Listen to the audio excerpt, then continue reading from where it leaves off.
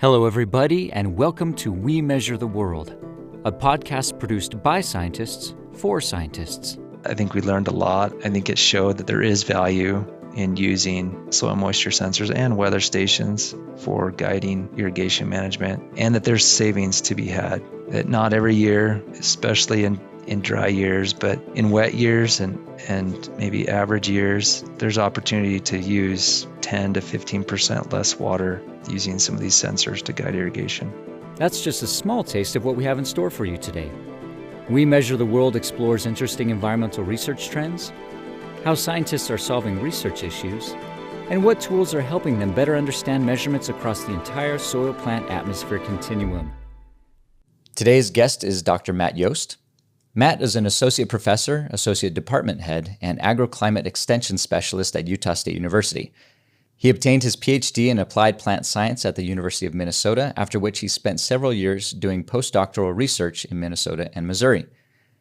His research and extension efforts focus on water optimization in agriculture, soil health, precision agriculture, and adaptive nutrient management. Matt is also currently serving as director of USU Crops and presiding chair of the Agronomic Production Systems section of the American Society of Agronomy. And today he's here to talk about leveraging soil moisture and weather data for precision agriculture and how accurate data can improve farming efficiency and yields, especially in the face of changing climates. So Matt, thanks so much for being here. Thanks for having me. It's a pleasure to be here. All right. So first we'd like to start off just with a little bit of introduction to your background. How is it that you came into the sciences in general, and how you found your way into agronomy?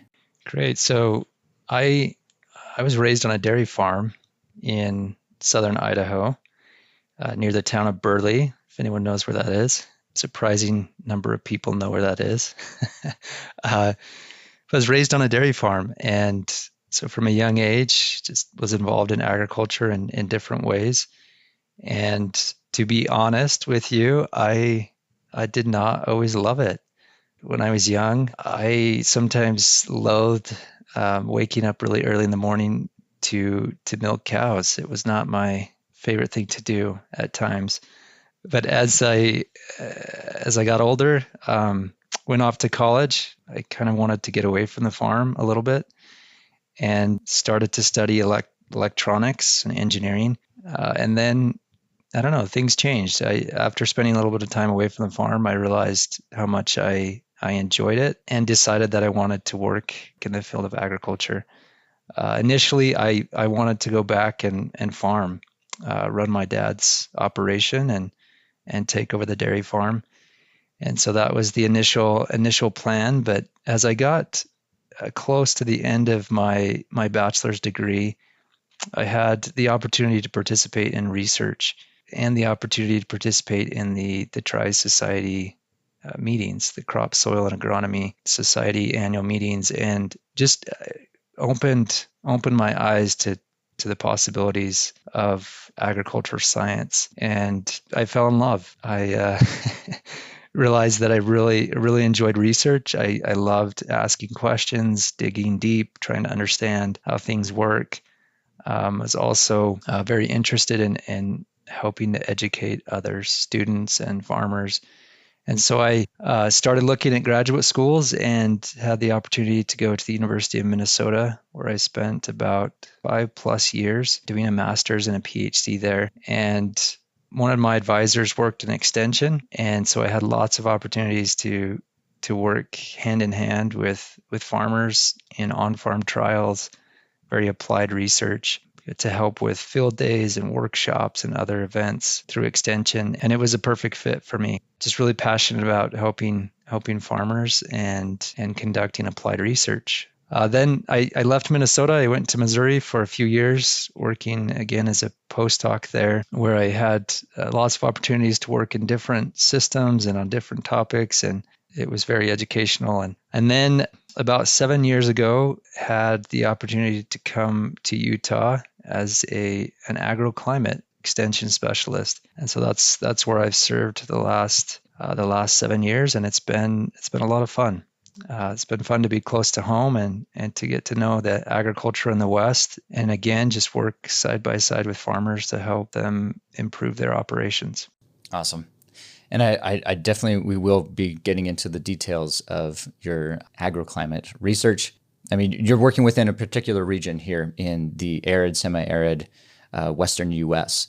What are some of the issues and concerns, the primary ones that farmers are facing in your neck of the woods? First, I'll just say that to be honest, when I saw my position advertised, I wasn't sure what it meant. um, there are very few extension faculty that work in the area of agroclimate.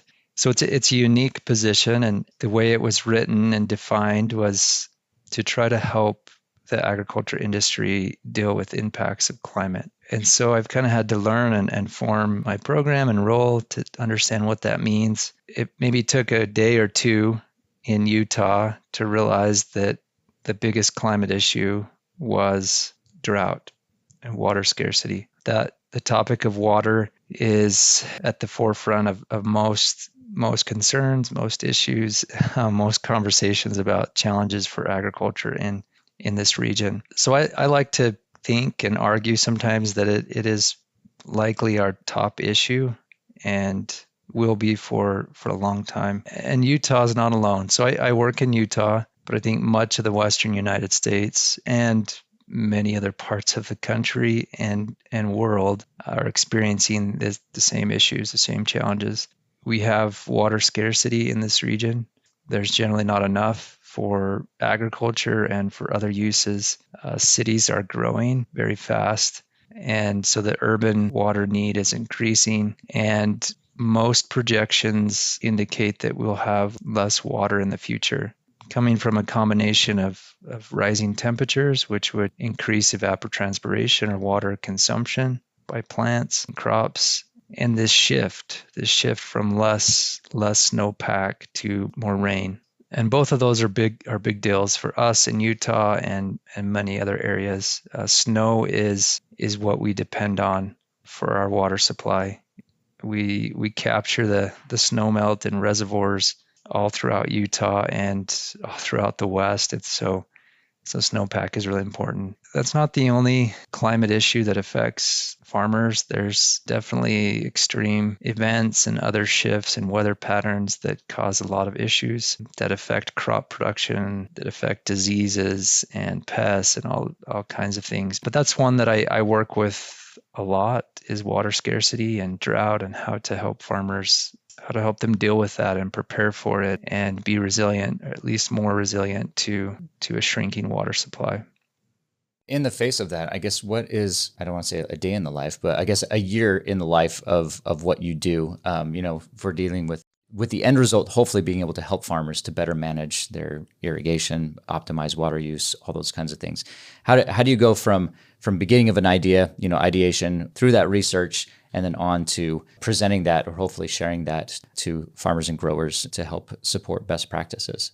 Yeah, great question. So a day in the life or a day in the year of my position is probably quite similar to many other people that are in this position, or position like mine as a scientist or a faculty at a university. I work in extension, and so much of what I do is applied research.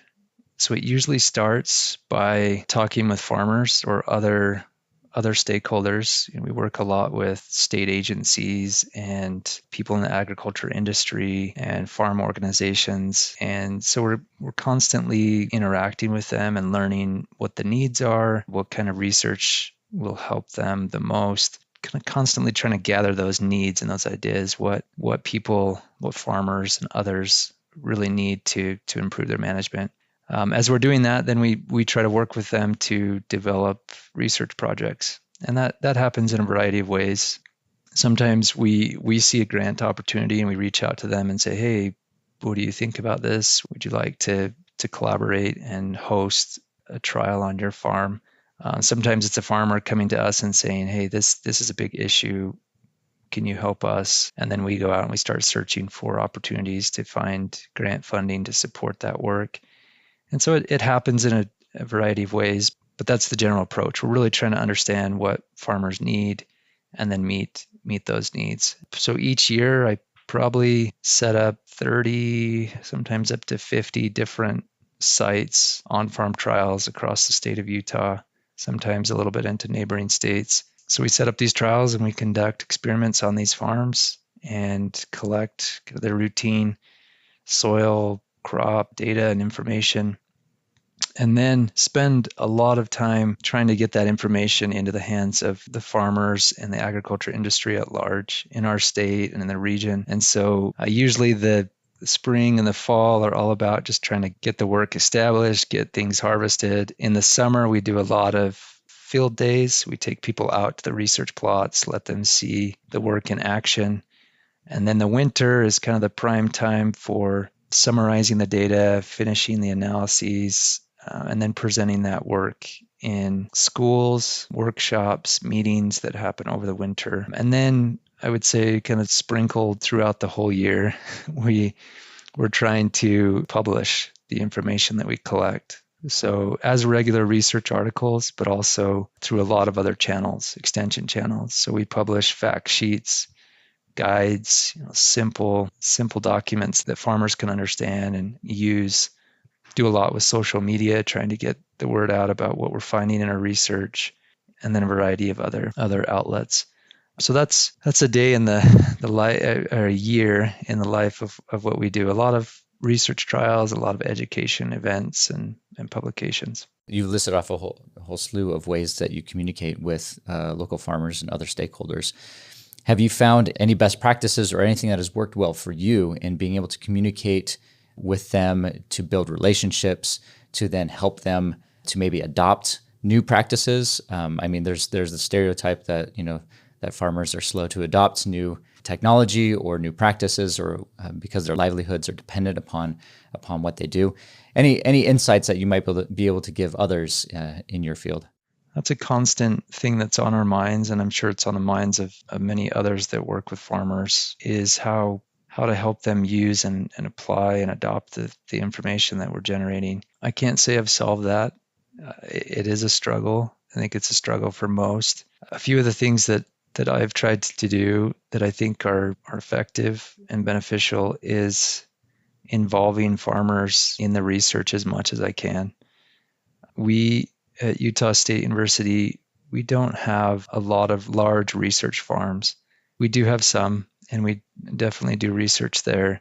But due to that and the fact that I just really enjoy working with farmers, and I think it's an effective way of helping them use the research that we do, results in us as conducting a lot of on-farm trials. To me, I think it's just a really effective way to help farmers see the work firsthand. So generally we'll try to work with farmers who are great at farming, and a lot of them really are influential. They work with a lot of other farmers in their communities, in their areas, and so people know them and watch what they do and might use what they do. So that's one way.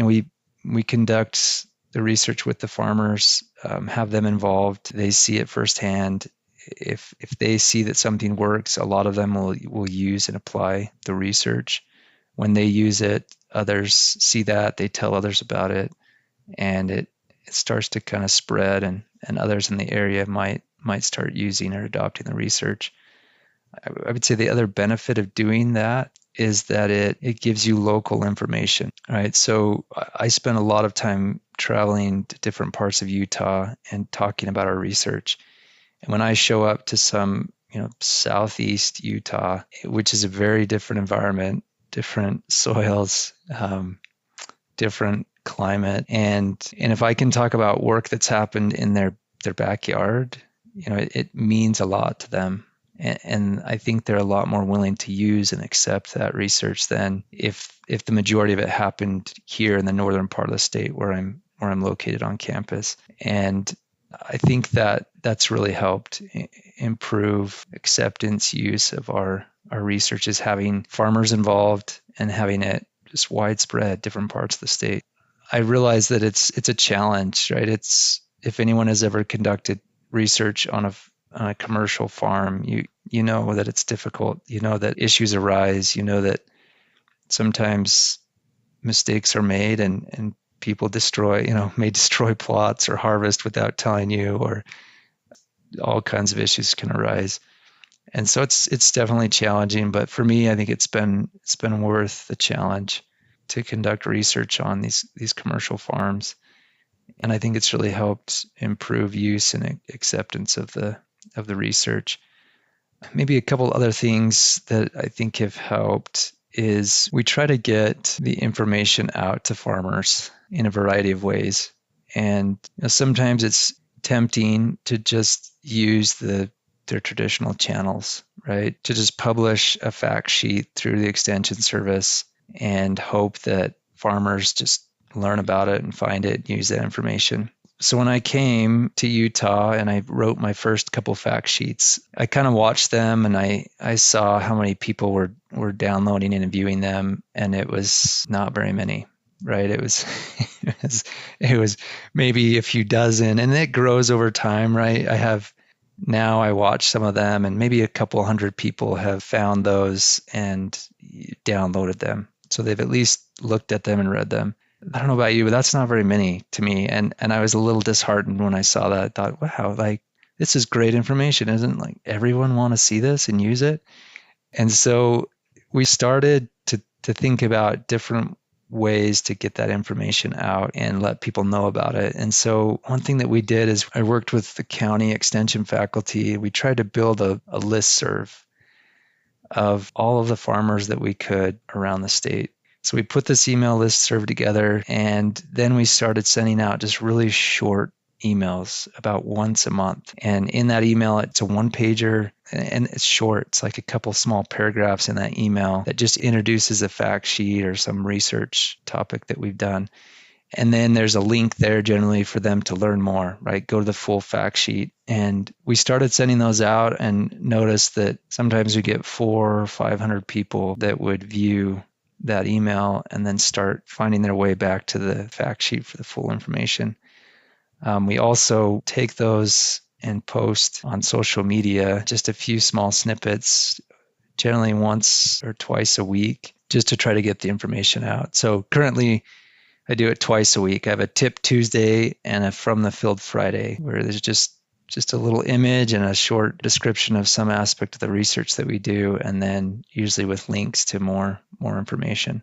I will tell you, I'm not overly excited about social media sometimes, but it has been, I think, an effective way to reach farmers, to reach some of their kids, to reach some of the spouses, and to really help get the information out there. So that's a couple other things that we've done is just these monthly electronic short articles and weekly social media posts, just to try to keep people up to date on what's happening. We still do the regular extension publications and fact sheets and guides, but I've just tried to get them out there more and share them in different outlets, different ways. Well, I think we could do a whole episode just talking about communication with communicating findings and research and all of that. So let's jump down. Let's get into the nitty-gritty and talk about some of your more recent research projects. I know that you're dealing a lot with, like you mentioned, with agroclimate research and dealing with weather data and incorporating that into farming practices, soil moisture, incorporating the weather and the soil moisture. What are some of those recent interesting research projects that you've got going on right now to better help farmers manage their irrigation practices? Let's maybe start with a little background so you can understand the issues that we're facing and some of the larger approaches to addressing those issues. So I mentioned that water was an issue, and it is in a large way. In Utah, we have at least two large concerns, and there's more, but we have the Great Salt Lake in Utah. I think most people saw the Great Salt Lake in the news about 2-3 years ago. It received a lot of attention. The Great Salt Lake was lower than it had ever been on record in 2022, and it was causing a lot of concern and a lot of issue. And we could have a whole conversation on that. But in short, the low lake levels was causing environmental concerns, human health concerns. There was soil on the banks of the lake that had never been exposed, and so it was kicking up a toxic dust that would blow into Salt Lake City and and surrounding areas and causing a lot of human health concerns, and all of the ecosystems that are supported by that lake. And so that's been one big challenge, is how do we sustain that lake? How do we ideally increase water flow to that lake over the next many years to sustain it? And at the same time, how do we sustain agriculture so that it still thrives in the basin that supports that lake? So that's one of our large challenges. The other is the Colorado River, which not only affects Utah, but affects many other states in the western U.S. That river is the water supply for about 40 million people in the western U.S., and it also supports millions of acres of agriculture, of food production. Again, in 2022, the Colorado River was lower than it had ever been on record. So we had the worst drought that we've ever seen. And so just two examples of water issues. We have many others. Every state, I think, in the western U.S. has probably similar issues. There's some inland lakes, there's some rivers, there's other just water shortages. And so our state and others have been trying to figure out, how do we quantify water use in agriculture? How do we reduce it in a way that causes the least impact on food production? And a big part of that discussion has been the quantification, right? It's difficult to measure water consumption by crops. And it's complicated for many reasons, right? So if we're going to estimate how much water a crop consumes, we have to track where all of the water goes, right? And there's lots of places it can go. So let's just talk about that just for a second. So a farmer takes water out of a source, right? A surface body. It could be a canal, a ditch, a reservoir, a river, etc. So they can take it out of that, or they can get it out of the ground, right? Just pumping it out of the aquifer as groundwater. So the farmer takes the water out of the source. We would generally call that diversion, right? How much water is diverted from the source. And then this is where it gets complicated. It's trying to figure out how that water is consumed. So some water goes through the plant, right? The crop takes up water, produces biomass, grain, whatever crop you have. Some of the water is transpired through the crop leaves as it grows, and there's some evaporation, right? So what the crop uses, we generally call evapotranspiration, and we're trying to maximize that, right? We're trying to let the crop get all the water it needs and produce the optimal amount or the maximum amount, ideally. In that process, there's a lot of other loss, right? Water can be lost below the root zone. We call that deep percolation, right? It just gets too deep in the soil. The roots can't access it. We call that deep percolation. Some of the water runs off the field, off the surface of the soil before it can be consumed by the crop. Some of that water may end up back in a water body. Some may not. Some may be evaporated or consumed somewhere else before it reaches back to the source. There's also some evaporation off of the surface of the soil and off the surface of the leaves of the plant. And so there's these different pathways. And so all of those combined are used to do a water balance and to estimate the consumption of water. Generally, what we say is consumption is what the crop uses, and then other water that we can't get back, right? That leaves the system. Anything that stays in the system, so if water runs off, if water deep percolates, then we wouldn't consider that consumed water because it's there, it stays in the system. Long description, I apologize, but really, really important because everyone is trying to figure out how do we best estimate this consumption because we need to reduce it. We need water for cities. We need water for water bodies like the lake. So there's lots of efforts in Utah and many other states to try to do that. In Utah, we call a lot of our efforts water optimization. We used to call it conservation, but now people have said yeah, we can't really conserve water. It's more about optimizing it, right? Let's optimize where it goes and what benefit we get from that water. And so we're trying to help the state, farmers, to estimate water consumption and then to learn how it changes with different management, right? So if we change the irrigation system, if we change the crop, if we change how they irrigate, if we change the crop management, how do all these things affect the consumption of water? And I'll tell you that it's not always intuitive, right? It's really interesting. So just one quick example to give you something to think about. So a lot of people, when they think about irrigation systems, that's one of the main options for trying to optimize water, at least in Utah and in a lot of other places. So if you look at irrigation systems, right? If I were to ask you what's the least efficient irrigation system, I think most people would say flood, a surface irrigation, right? It's a very old system we've used for a long time, and it's got to be the least efficient because you're just dumping a large amount of water across the field, right? And if I were to ask what's the most efficient, I think most would say, yeah, it's drip irrigation, especially subsurface. If you can bury the drip lines below the surface, you can get the highest efficiency. And when you look at consumption of water, it gets complicated, right? So in a surface system, there's a lot of water that's applied to the field, but a lot of it stays in the system, right?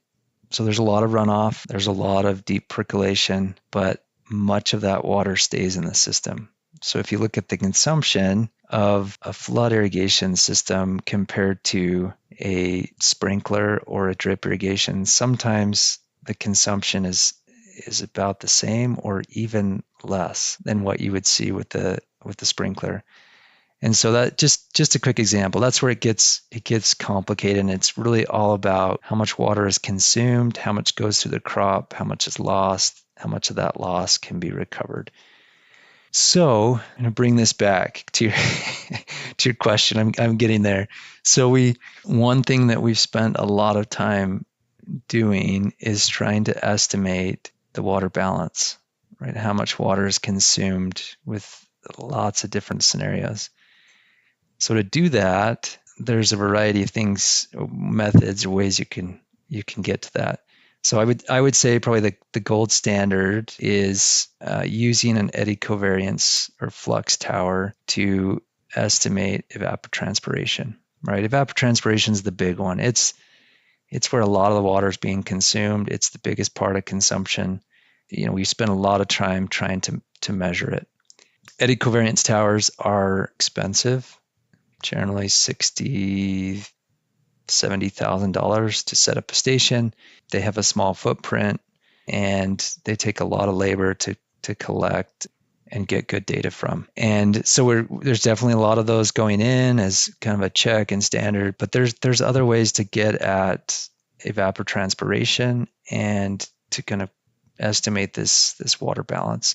So weather stations like product that Meter has that we use a lot of, and there's others, can often estimate evapotranspiration. And so that's one thing that we've been working on, is using an Atmos 41, an all-in-one weather station, to estimate evapotranspiration and then compare that to other methods like an eddy covariance flux tower. We're also using soil moisture sensors, a lot of the Terros 10 or 11 or 12, to do a soil water balance. So there's methods for just tracking how soil moisture changes each day, how much is being used by the crop, how much is still there.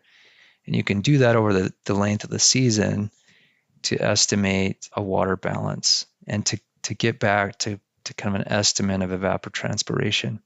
So that's just one of our projects, is trying to provide some information for how these different methods compare, using soil moisture sensors, using weather stations, using a flux tower, also doing a lot of comparisons of those to OpenET to see if there are ways to validate it and use that to help estimate consumption.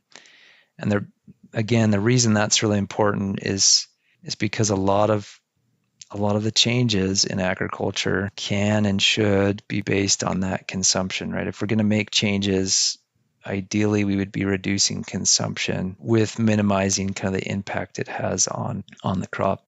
So that's one example. I've got a couple others I can tell you about, but maybe you'd like to stop there real quick or have additional questions on that.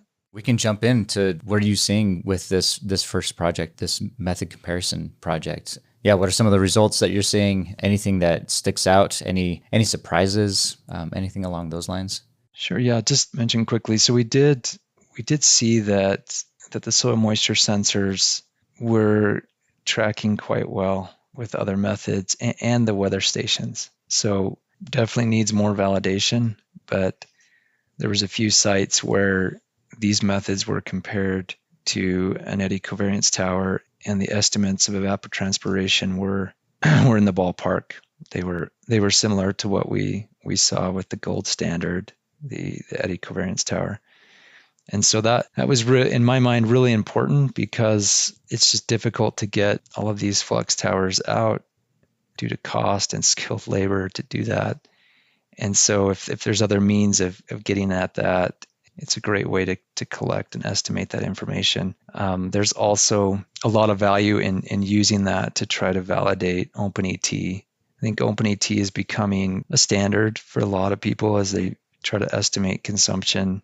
It's more accurate in some places than others. And so I think this is where sensors that are in the field or at the edge of the field can help kind of validate some of those other tools that will be used for consumption. And maybe this would lead into the other project a little bit, but there's kind of a dual advantage, at least a dual advantage of having a weather station or soil moisture sensors in a field, not just for quantifying water consumption, right? They're also really handy tools for scheduling irrigation. We're evaluating this at a lot of farms in Utah and helping farmers see the benefits of using a soil moisture sensor or a weather station to guide their irrigation. And it can happen in a variety of ways. I'll just tell you quickly what we're doing. So at Washington State University, Troy Peters and some others developed a program. It's called the Irrigation Scheduler, and it's kind of a daily checkbook type program where they just track daily evapotranspiration, soil type, and some other factors to estimate the water need each day. And so you can use this tool. It's free. We've evaluated it in research studies. We've helped farmers use it using these weather stations, and we've been able to plug them into their calculator so that farmers in Utah can take existing weather stations or a new Atmos 41 or other similar sensor that they might put on their farm. They can use that to help schedule their irrigation. They can track kind of daily ET and then see how much irrigation they might need to apply at any point in the season. We've also used the soil moisture sensors to develop the same type of approach where we track kind of daily soil water balance. We use water content to estimate a field capacity. We see how far they are from field capacity. Often we also look at water potential to help adjust the timing of that irrigation, and then help farmers use that as a tool to decide when and how much to irrigate. So that's at least the dual benefit of having soil moisture sensors, weather stations, is that they can be used to guide irrigation management. They can also be used to evaluate water use, water consumption over a season. And one last thing I'll mention there. So we did a really interesting study where we had 16 farms in Utah over about a 3-year period. This was just a couple years ago. And we tested different approaches to scheduling irrigation. We used a Teros 10, a suite of Teros 10 soil moisture sensors.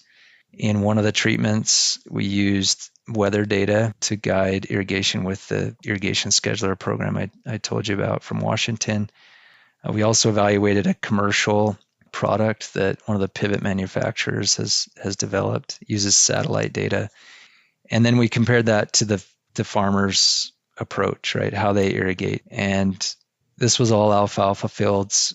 And it was really, really interesting. We saw that in a lot of cases, we could reduce water use by about 10 to 15% using those three approaches compared to what the farmers were doing without impacting the yield of the crop.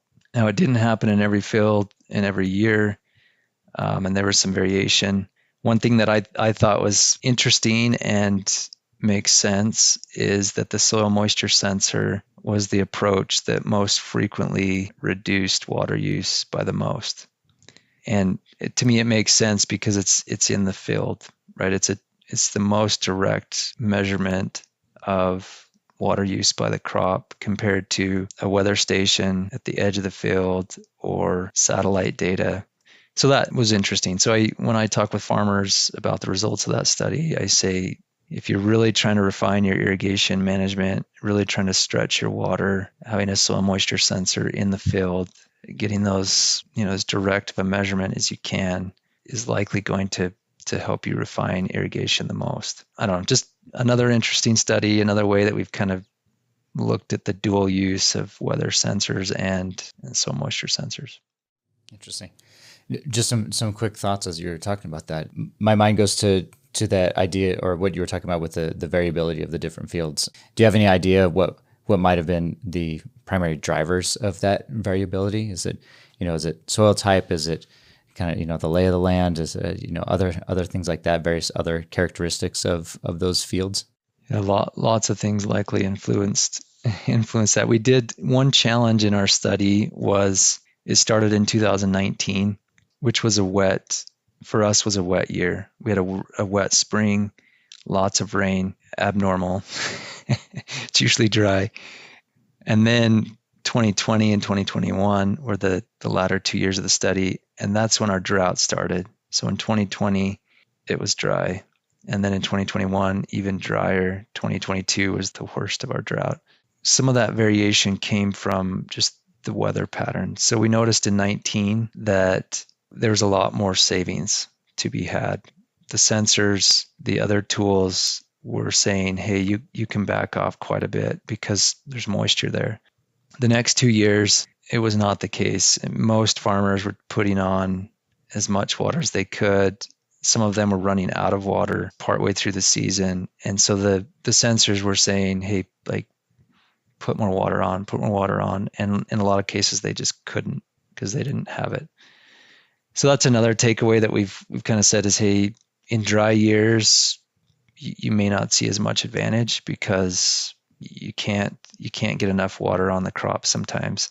But in wetter years, the soil sensors, weather stations might be great ways to learn where and how you can cut back. I think some of our other farmers also learned that, early in the season when the soil moisture sensors were saying, hey, you need more water, soil's dry. Some of them thought, wow, water's uncertain. I want to try to stretch the water, so I'm going to put on less than what the sensors say now, and then try to put some more later. And when they did that, in a lot of cases, they got less production than where we had the sensors. And if they would put more water on early in the season, then they were better off in a lot of cases than trying to stretch that water out. So the sensors, I think, were really helpful for guiding that irrigation and the timing of that irrigation as well. The other factor that influenced some of that variability that you asked about is it's just how the farmers were irrigating, right? So this was just an assessment of their current practices compared to other approaches, right? If they used a sensor or a weather station. And so the farmers' management obviously varied. Some of them irrigated based on a schedule, some irrigated how they've always irrigated. We tried not to influence how they irrigated, right? And it was fun. It was fun. Hopefully they would say it's fun because we'd put the sensors out there in the field, and we had lots of them start asking us about the data. Hey, can I see the soil moisture data? What's it saying? Should I put on water? How much should I put on? And so we had to kind of hold them at bay for a few years. We just said, sorry, we don't want you to change your practices. Just, try to do what you're normally doing. you normally would do. And then in that spot where the soil moisture sensor is, we're just going to let it tell us what to put on, and we'll put that on. Kind of a fun interaction with the farmers, but really important, right? I think this, to my knowledge, one of the first studies that really has tried to test how these approaches to irrigation scheduling are, how they impact the crop when you actually put them into practice. There's a lot of studies on irrigation scheduling where you kind of evaluate what impact it would have in a theoretical way, but we try to take the next step to say, okay, if we actually do it, right? We take a section of a pivot on a commercial farm and we apply irrigation based on a soil moisture sensor. We apply it based on a weather station. How does it do? How does it perform? And I will tell you, it's probably the hardest study I've ever done, because we had to manage the irrigation on these pivots. So every time a farmer went to irrigate, they'd call us and say, hey, I want to put 2 inches on this alfalfa.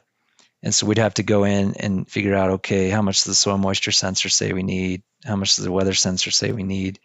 And then we would go input that into the farmer's program and then implement it, right? So doing that for maybe up to 20 irrigations on 12 to 16 fields was a challenge.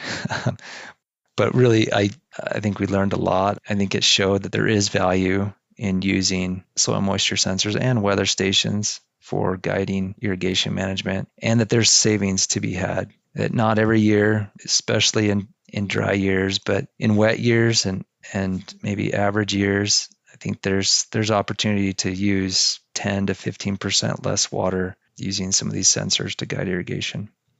Any possibilities or of maybe incorporating also, soil water potential sensors along with those soil moisture water content sensors, just to be able to get at, plant available water and other things like that in these studies? Yes. Yeah. So we've done a variety of studies, and more we're combining the two, the soil moisture and the water potential. Soil moisture is water content, really great at estimating the need of water, but not as great at estimating the timing, right? And that's where water potential really shines, is kind of estimating when there's stress and when you need to get irrigation on. And so, variety of studies. We partnered with BYU for a number of years, 4 or 5 years, working on a potato wheat farm in southern Idaho, looking at the combination of those, actually all three: water potential, water content, and weather station, to try to guide irrigation there. We're also just started a program last year in the Colorado River Basin. We're working with right now about 50 farmers where we've put water content and water potential sensors in one of their fields, and we're helping them learn how to use those to guide their irrigation, and finding that there's a lot of value in having both the water potential and the water content. You'd mentioned about the irrigation scheduling and the program that's been developed, and I'm sure there's plenty of others out there as well, about calculating daily ET, and then being able to incorporate that into irrigation practices. Is there, and maybe this is kind of a future state or whatever, but is there any need or necessity to have any kind of calculations and change of practices on a time scale that's shorter than a day?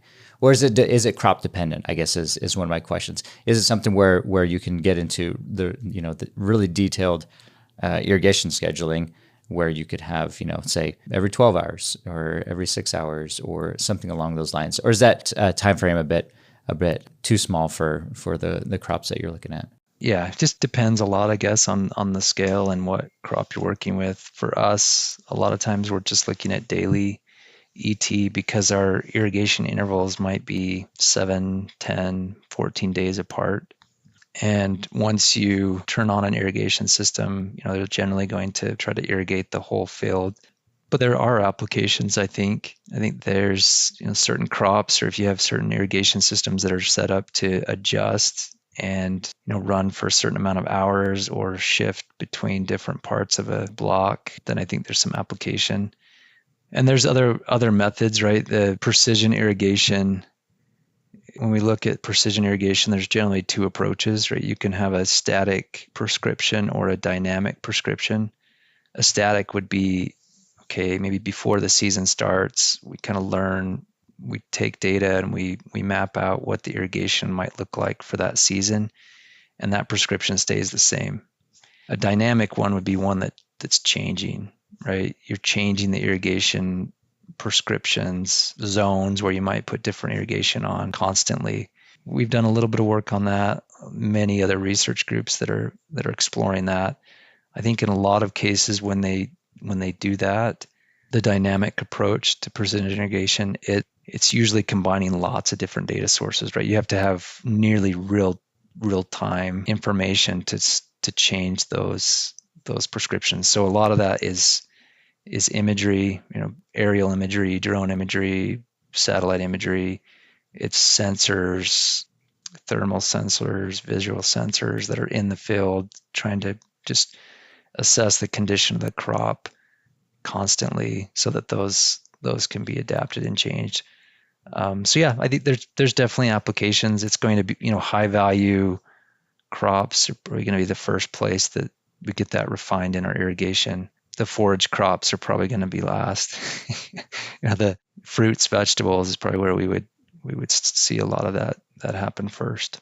Talking about, satellite imagery, drones, other things like that. One of the fun questions I like to ask here and there is if you had a blank check for your pet research projects, or let's say, you get a multi-million-dollar grant from the USDA or something along those lines. What would be an ideal research project? What would that setup look like for you? What would you want to really, really be able to get in and look at if money wasn't an issue?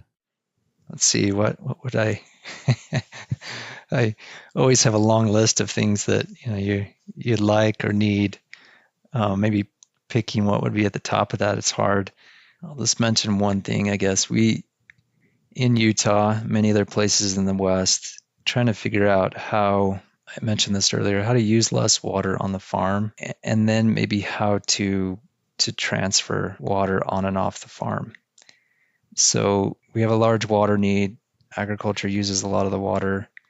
And so we and many others are trying to figure out, okay, how do we measure water use on the farm quickly, inexpensively, accurately? And then if the farm is using less and say wants to lease that water, sell some of that water to someone else, right? To a lake, to a city, to a river.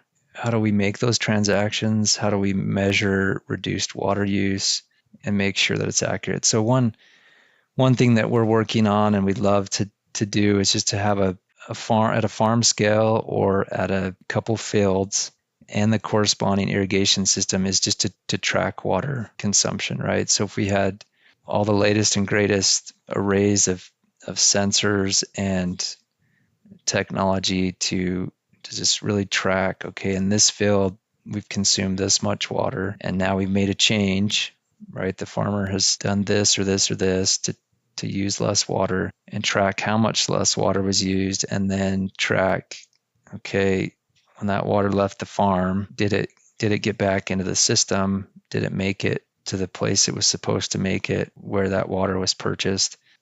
And then taking that kind of system and making that data available, right?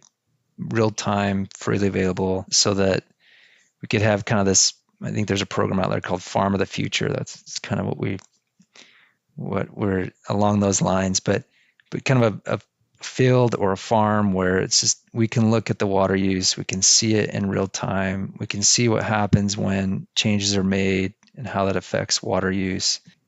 And the reason that would be near the top of my list is because I think it's just so important. We have to learn how to use less water. We have to learn how to transfer water at times. Otherwise, I think where we're headed is just getting rid of some agriculture and using that water other places, right? Sacrificing our food security for water needs. So I'm just, I don't know, passionate about trying to preserve agriculture, preserve food production, and do it in the most water efficient way that we can so that farms thrive, cities thrive, water bodies thrive. that's one thing I think I would do.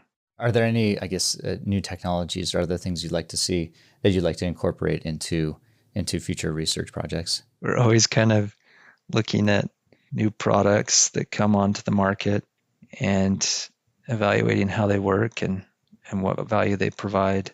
One technology might be just a fast way, and there's some tools out there, but coming up with a fast, inexpensive way to estimate soil moisture across a crop field. Soil moisture sensors are excellent, but they're only one spot in a field and they're expensive, right? So to really capture what soil moisture looks like across the field so that you could vary irrigation, you could estimate water use across the field. So, either an inexpensive, accurate soil moisture sensor that you could just put everywhere or in lots of places in a field, or better imagery, remote imagery that could estimate soil moisture on a crop field, I think would be a great thing. I've installed hundreds of soil moisture sensors, and I've also repaired hundreds of wires on, on soil moisture sensors. And so one technology I'd love to see is a good wireless soil moisture sensor. And I know there's some out there. I know there's been lots of challenges with wireless ones, but wires give us a lot of headache. So if we could get away from wires, I would love that. No, we always get, fun stories of this or that happening to somebody's sensor or data logger or other things like that. Yeah. I guess along those lines, where do you see, and this might be my last question of the time here, where do you see your research going here in the next 5, 10 plus years? I mean, if you could put on that hat to see into the future, what are you hoping to move towards within your research, or is there anything that you foresee coming along in the next 5, 10 years that you'd like to be involved in? It's hard to predict the future, but one thing I'm really excited about is one of the other projects that I have it's a long-term project. We're now 5, 6 years into it, and we're trying to evaluate different approaches to optimizing water. So we're looking at different irrigation systems, looking at different irrigation management, different crop and soil management, and trying to just learn what combinations are most ideal, which ones are most water efficient, which are most profitable, which are most feasible for farmers to use. We plan to continue that work, hopefully for the next 5, maybe even 10 years. It's some of the first, I think, long-term irrigation research that I've seen. And so I hope to, after we get, more years of data, to just really have a good handle on what's going to be the ideal ways to optimize water use in agriculture. So which combinations of the crops that we use, how we manage the crops, how we manage the soil, how we till, what genetics we use for the crops, how we manage the irrigation, how we apply the irrigation, and just trying to come up with these ideal suites of practices that are going to be the most efficient at water use. So that's one thing that we've spent 5 years working on and hope to spend much more time working on, is really refining what works and what doesn't. What are the most important tools that we can use to reduce our water use and still maximize our crop production? The other, maybe I'll just mention quickly, is just trying to learn how are we going to quantify water use on farms? How are we going to potentially lease some of that water to meet other demands? And just identifying the tools, the information that the farmers need to make those decisions is something that I'm planning to keep working on. Now, I was going to ask this earlier. You mentioned about decision making. In your communications and you're working with thefarmers, do you see that their decisions they make based off of what they do on their farms? Would it be fair to say the main driver is economic, that it's their bottom line that they're trying to protect, and just being able to get that return on investment within their farms, every year with the yields that they're gaining there? I don't claim to be a sociologist, so I tread lightly here, but yes, I think economics is a huge driver, but I don't think it's the sole driver, right? I could sit down with a variety of different farmers, and I probably go through their operation and say, let's look at all of your expenses and why you do certain things, the cost of those things versus the value that you bring back. And my guess is on some farms, it's not going to pencil out, right? And I think it's a combination of, a lot of them, they're trying to make money.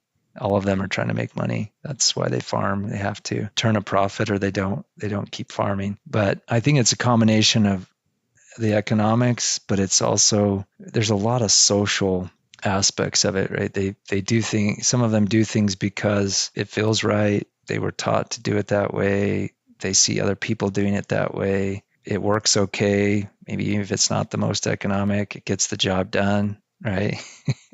They have enough feed for their cows.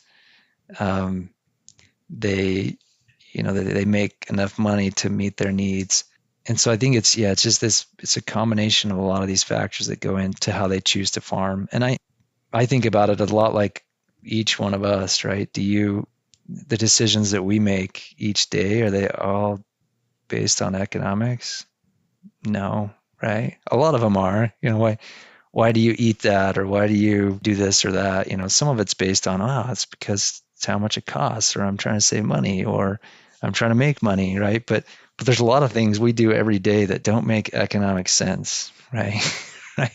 right? We just do it because for a lot of reasons, right? We feel like doing it. We were taught to do that. We see other people doing it. I think it's just all of that comes together when people are trying to farm and make decisions. You've talked about different practices, just throughout our discussion here, some of the best practices or things that you've mentioned that might be useful for various farmers. You've talked about getting sensors in the ground to be able to track water optimization. You've talked about tracking things daily to be able to see how things are going, to know how much water to put on or not. You've talked about the annual variability and being able to be flexible in your management practices. Any other kind of general tips or best practices that you would suggest to any farmers or any other agronomists or others extension specialists and others who might be out there listening to this? Be patient, I guess. It's taken us a little bit to really be comfortable using some of these technologies, learning how they work, how to fit them into operations, how to make them useful. I guess that'd be my general advice. Be patient. It can be easy to stick a sensor in and forget about it. You can stick it in and have problems with it. Every sensor, I shouldn't say every, but most sensors are going to have some type of challenge at some point, right? Something breaks, something doesn't work, wire gets cut, something gets hit, things happen. And so I see a lot of people give up quickly, right? It just didn't work this year, so I'm taking it out, or I'm not going to use it. So I would give them a good try, right? Try it for a few seasons, try it in a few fields, see what value you can get from soil moisture data or weather data. We've seen a lot of value. A lot of farmers we've worked with have seen a lot of value, enough that they invest. Some of them invest in a lot more sensors on their own, more than what we provide and test with them. I think they're great tools. You just have to give them a little time, have to work through the issues, learn how to use them, give them a good chance. And I think in a lot of cases you'll find that they'll provide value more than what the cost is. Any final thoughts before we wrap things up here? Just great to be with you today. Hopefully you picked up a few tidbits of things that might help you in your work and your operations if you farm. And always happy to chat and to share ideas or experience. So please reach out if anyone wants to continue the discussion or has questions. Okay, well, our time is up for today.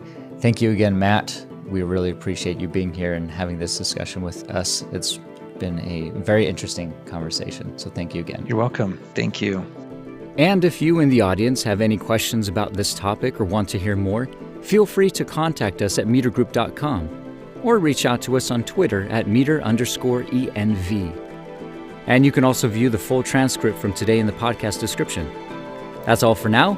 Stay safe And we'll catch you next time on We Measure the World.